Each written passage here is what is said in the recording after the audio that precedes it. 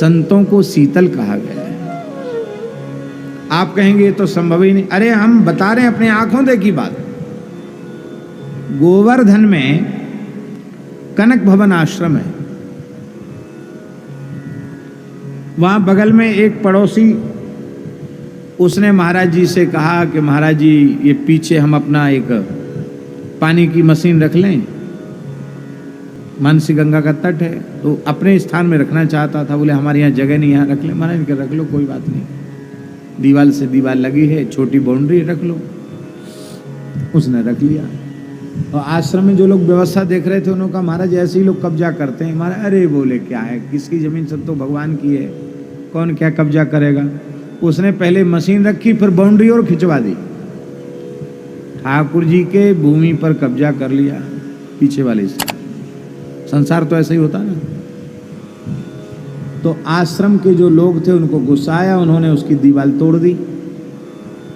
स्वाभाविक ऐसा होगा कि नहीं होगा, दीवार। और उस संयोग की बात थी कि जब वो दीवार रात को तोड़ी उस समय महाराज जी वहीं थे, आश्रम में थे, हम भी थे। अब वो जो पड़ोसी था उसने गालियां बकना शुरू किया, इतनी बुरी बुरी, चुन चुन के गाली, ऐसी गाली दे चिल्ला चिल्ला के। अब वहां कुछ भवनपुरा के ब्रजवासी थे, परासोली गांव के भवनपुरा के ब्रजवासी, वो क्रोध में भर महाराज जी के पास आए थे।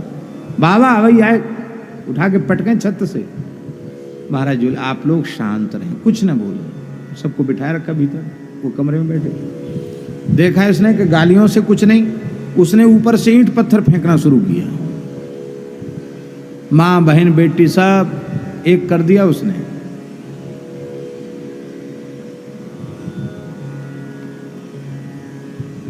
हमने कहा महाराज जी अब क्या होगा। अब महाराज जी बाहर बैठे थे बरंडा में, उनके पास पत्थर गिर रहे थे।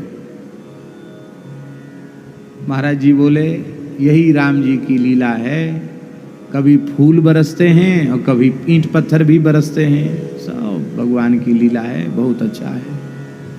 हमने कहा महाराज जी आप भीतर चलिए। बोले आप भीतर चले जाओ, हम जहाँ बैठे हैं वहीं बैठे रहेंगे। और महाराज जी बोल रहे थे स्वस्त्यस्त विश्वस्य खलः प्रसीदताम ध्यायन्त भूतानि शिवम विथोधिया मनश्च भद्रम भजता दधोक्षजे आवेश्यतामनो मत्र पहेतुकी।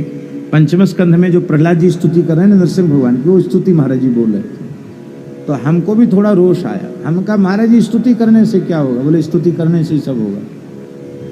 उस स्तुति का आशय है स्वस्थ विश्वस्य, सारे विश्व का कल्याण हो, दुष्टों का भी बुरा ना हो। प्रहलाद जी कहते खलः प्रसीदताम, दुष्ट भी प्रसन्न हो जाएं, सभी प्राणी एक दूसरे के कल्याण का चिंतन करें और हम सबकी बुद्धि भगवान में लग जाए, निष्काम बुद्धि भगवान। आवेश से तामनो मति रप्य हेतु की, अहेतु की मति भगवान में लग जाए।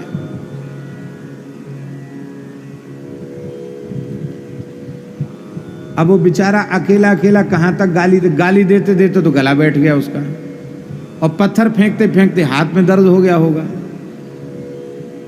जब गाली की आवाज आनी और पत्थर गिरना बंद हो गए तो महाराज जी बोले हाँ, एक महात्मा और निकला बीच में, उसके पीठ पे पड़ गया पत्थर। तो वो चिल्लाया जोर से, देखो महाराज हम कमर टूट गई। महाराज जी बोले बाहर निकले क्यों बाहर निकले। अरे पत्थर पड़ रहा है तो भीतर रहते, बाहर क्यों आए। सीताराम दास जी नाम था, उनको पीठ पे पत्थर पड़ गया।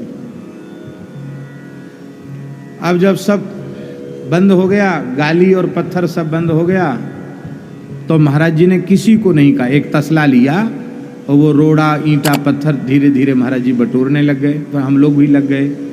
अब धुलाई सफाई हो गई। लोगों ने कहा महाराज जी ये तो बहुत बुरी बात है, आपके रहते हुए इसने इस तरह का व्यवहार किया। महाराज बोले देखो किसी को कुछ नहीं बोलना, आप कानूनी प्रक्रिया। बोले हाँ, व्यवस्थापक जो थे उन्होंने कहा हमने कोर्ट केस कर दिया है, कानून हाथ में मत लो, किसी को मार पिटाई नहीं करना, गाली गलौज नहीं करना, इसलिए न्यायालय बने हैं, कोई बात नहीं। और उसकी मशीन तोड़ करके मशीन उधर कर दी थी उसके तरफ, और अपने ठाकुर जी का जगह बचा ली गई थी, उसी से वो नाराज था।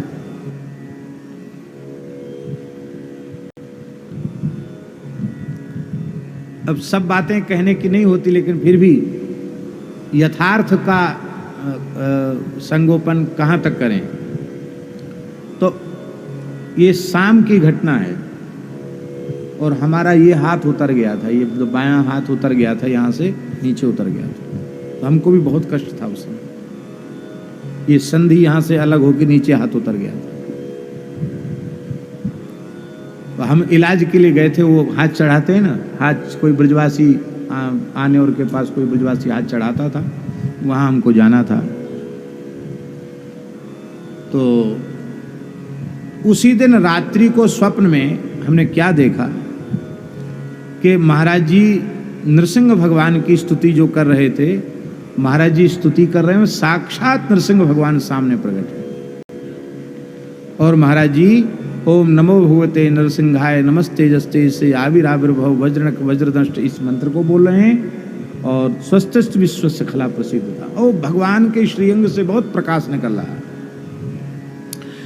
नरसिंह भगवान बड़े सुंदर हैं, बहुत सुंदर हैं, और इतना विकराल स्वरूप है कि हम तो सपने में डरप गए। तो महाराज जी हमसे बोले डरो मत, हमारे साथ स्तुति करो।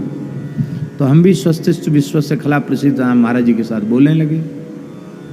फिर बोले नरसिंह भगवान को प्रणाम करो। तो फिर हम उनके चरणों में जाकर हमने प्रणाम किया।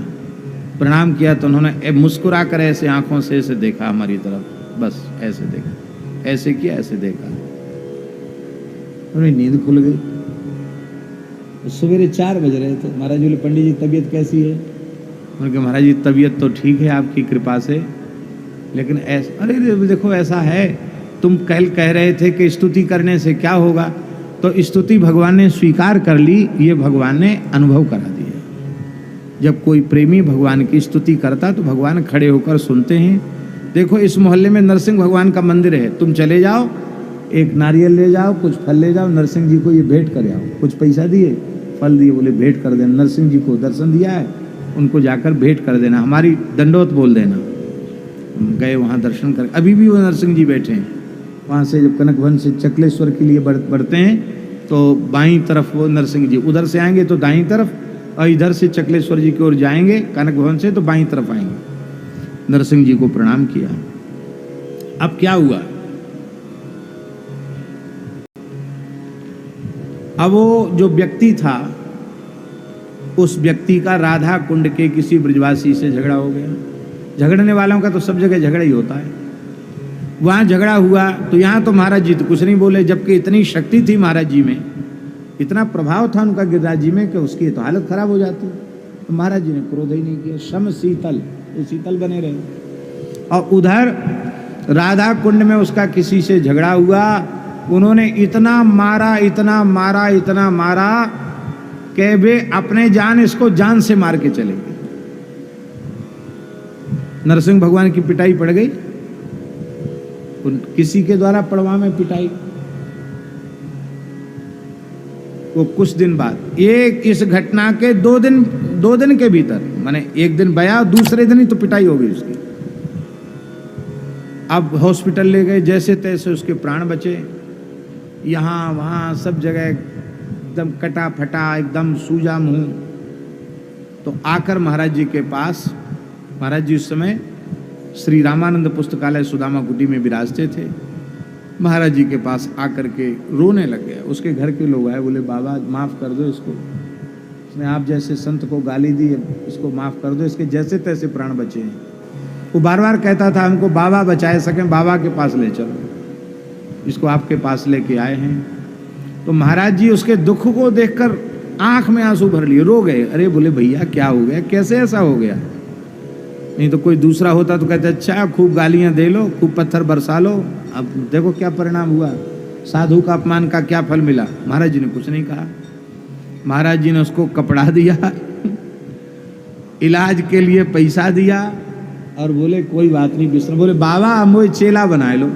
महाराज जी बोले अरे भैया ब्रजवासी तो गुरु होए, चेला काऊ के ना होए, कोई बात ना है, चेला ही समझो, तुम गुरु मान लिया तो तुम चेला ही समझो। बाबा हमारे आपके राजीनामा, हमारा केस खत्म करवा दो बस। उसने एक बात कही जो हमको अब तक याद है। बोले बाबा हमने आप जैसे संत को गारी दी और पत्थर फेंके तो वाको ये परिणाम है। बोलो बाबा सूरज नारायण के ऊपर कोई थू करे तो कहा होएगा, वाको सबरो थूक मोड़े पे ही पड़ेगो।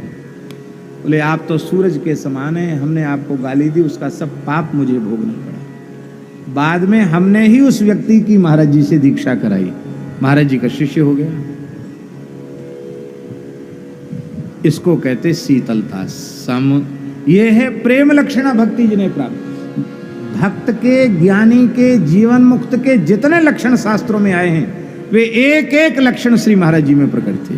माई मेरे श्याम लगो